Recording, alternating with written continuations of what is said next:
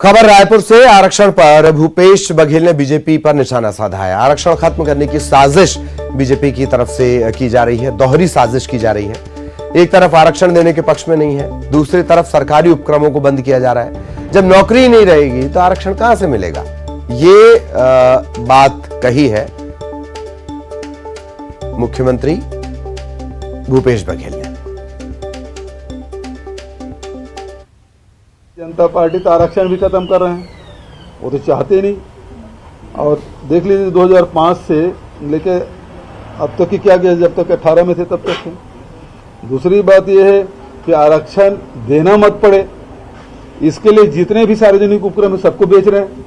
बालको बिका, भिलाई बिकने वाला है, नगरनार बिकने वाला है, रेल बिकने वाला है, रेलवे स्टेशन बिकने वाला है, उसमें भर्ती बंद कर दिए, एयर इंडिया बेच दिए, एयरपोर्ट बेच दिए। तो आरक्षण का लाभ कहाँ मिलेगा जब पद ही नहीं रहेगा।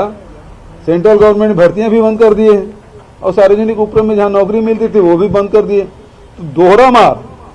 आरक्षण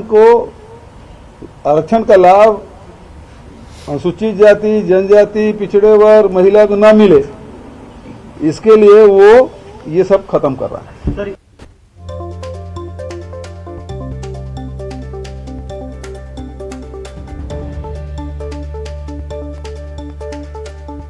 मुख्यमंत्री भूपेश बघेल और बड़ा हमला उन्होंने बीजेपी पर बोला कि दोहरी साजिश बीजेपी कर रही है। एक तरफ तो जो सरकारी उपक्रम है वो निजी हाथों में दिए जा रहे हैं, तो जब नौकरी नहीं रहेगी तो आरक्षण का क्या फायदा। दूसरी तरफ कह रहे हैं कि आरक्षण खत्म करने की कोशिश है।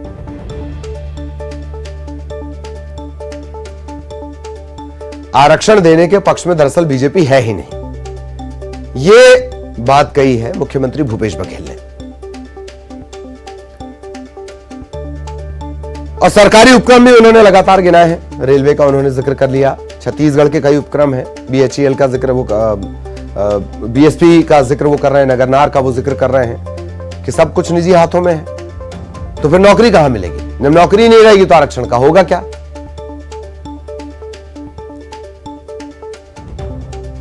मुख्यमंत्री भूपेश बघेल बड़ा आरोप उन्होंने आरक्षण को लेकर लगाया बीजेपी पर। बीजेपी दरअसल लगातार हमलावर है। सिर्फ अगर छत्तीसगढ़ की बात कर ली जाए, 32% ST आरक्षण, इस पर हाईकोर्ट ने लगा दिया स्टे। इसके बाद से बीजेपी लगातार हमलावर है। बीजेपी की सरकार 2012 में यह आरक्षण का प्रावधान लेकर आई थी, मामला अदालत चला गया। बहरहाल सच्चिदानंद उपासने साहब इस वक्त हमारे साथ जुड़े हुए हैं। उपासने साहब, भूपेश बघेल जी का बयान आया है कि दोहरी साजिश आप कर रहे हैं, सारे जो उपक्रम है सरकारी उपक्रम वो निजी हाथों में आप दे रहे हैं, जब नौकरी नहीं रहेगी तो आरक्षण का होगा क्या। जी प्लीज। देखिए, आरक्षण का मुद्दा जो है वो कांग्रेस सरकार ने जिस प्रकार से अदालती लड़ाई में और बहुत ही लापरवाही का परिचय दिया, रिकॉर्ड में सारी बातें हैं, और अब अपने जो नाकामियां हैं, अपनी जो कमजोरियां हैं, जो अदालती लड़ाई उन्होंने नहीं लड़ी, उसको डाइवर्ट करने के लिए इसके आरोप लगाकर कांग्रेस जो है बचना चाह रही है। मूलतः भारतीय जनता पार्टी कभी आरक्षण विरोधी नहीं रही है। भारतीय जनता पार्टी की सरकार ने ही उस प्रकार के निर्णय लिए थे, और यदि उसमें अदालत में कार्रवाई थी तो इस सरकार की जिम्मेदारी थी कि उसको न्याय संगत तो लड़ाई लड़ते, ठीक वकील लगाते और उसको बराबर जो दस्तावेज पेश करने चाहिए वो पेश करते। लेकिन केवल पेशी पर पेशी लेने का काम करके और बहुत लापरवाही का परिचय देते हुए सुनवाई के दिन भी वकील का खड़ा न होना और उस पर ठीक से पक्ष न रखना, ये स्वयं सिद्ध करता है कि आरक्षण विरोधी कौन है। जी, और जो निजीकरण का वो आरोप लगा रहे हैं उपासने साहब, निजीकरण कोई सभी क्षेत्रों में नहीं हो रहा है कि निजीकरण कोई जहां पर निजीकरण तो कांग्रेस ने ही इस देश में चालू किया। इंदिरा जी ने तो सारी बैंकों का निजीकरण से लेकर निजीकरण तो कांग्रेस ने तो उपासने साहब बहुत कुछ किया, कांग्रेस ने तो बहुत कुछ किया था। आप उसके रास्ते पर तो नहीं चलेंगे ना। उनकी आवश्यकता निजीकरण की है, उन्हीं को निजीकरण किया जा रहा है। उसका मतलब ये नहीं है कि रोजगार छीना जा रहा है। जी, हम तो सबका साथ, सबका विकास, सबका विश्वास इस मूल मंत्र को लेकर चल रहे हैं। और जी। उसमें सभी का हित हो, इस प्रकार की हमारी जो नीतियां हैं उस नीति पर चल रहा है। कांग्रेस की नीतियां तो हमेशा वोट डालो राज करो की रही है और लोगों को के साथ अन्याय करने की रही है। जी, आरक्षण को लेकर वो आरोप ये भी लगाते हैं कि आपने तर्क ही जो थे, आपने जो दस्तावेज थे, आपकी जो तैयारी थी वो ही बहुत कमजोर थी। उपासने साहब, छत्तीसगढ़ के कॉन्टेक्स्ट में पूछ रहा हूं।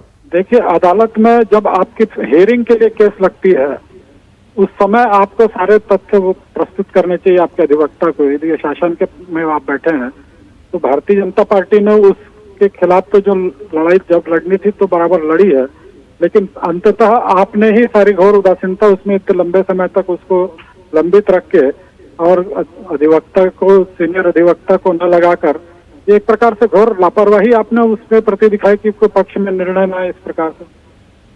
जी जी, आरक्षण विरोध की जब भी जिक्र होती है, भागवत साहब के बयान से लेकर केंद्र सरकार के सुप्रीम कोर्ट में पूरे सही तरीके से पक्ष न रखने को लेकर बीजेपी पर हमला होता है। उपासने साहब, नहीं, वो तो कांग्रेस तो हर चीज पर बीजेपी पर हमला करके अपने जो नाकामियां, अपनी जो कमियां हैं, अपने जो आज छत्तीसगढ़ की जिस प्रकार की दुर्दशा बनी हुई है, अदालती लड़ाई तो हर अदालती लड़ाई में कांग्रेस पराजित होती जा रही है।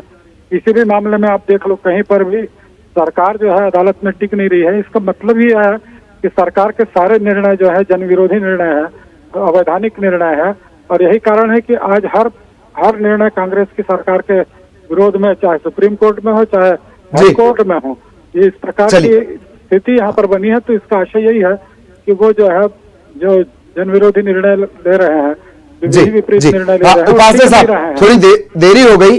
धनंजय सिंह ठाकुर साहब अब हमारे साथ जुड़े हुए हैं। ठाकुर साहब, आप अपनी नाकामियों को ढकने के लिए इस तरह की बातें कर रहे हैं। जो बघेल साहब ने एक बयान दिया है कि बीजेपी आरक्षण चाहती ही नहीं है। उपासने साहब हमारे साथ जुड़े हुए हैं, उनका कहना है कि अपनी नाकामी आप ढक रहे हैं ऐसा कहके। जी, देखिए, नाकाम कौन है, पूरे प्रदेश के आदिवासी समाज जानता है। 2011 में जब आरक्षण दिया गया, 32% आरक्षण दिया गया, उसी समय भारतीय जनता पार्टी की मंशा स्पष्ट हो गई। जिस प्रकार से एक वर्ग के आरक्षण जो मिल रहा था उसमें कटौती किया गया, दूसरे वर्ग के आरक्षण को बढ़ाया गया और दोनों के बीच में वर्ग भेद में मतभेद पैदा किया गया है। उस समय ही 50% से अधिक आरक्षण का वायलेशन हो रहा था। अगर उस वर्ग के आरक्षण में कटौती नहीं किया जाता और 62% आरक्षण उसी में हो जाता तो ये नौबत नहीं आती। और भारतीय जनता पार्टी तो हमेशा से, और उनके आरएसएस के नेता हमेशा सार्वजनिक तौर पर कह चुके हैं कि आरक्षण को खत्म कर देना चाहिए। जिस प्रकार से केंद्र में बैठी सरकार सरकारी संस्थाओं को बेच रही है, निजीकरण कर रही है, सरकारी नौकरियों में भर्ती नहीं किया जा रहा है, ये तो आरक्षण खत्म करने की इनकी मंशा स्पष्ट समझ में आता है। ठीक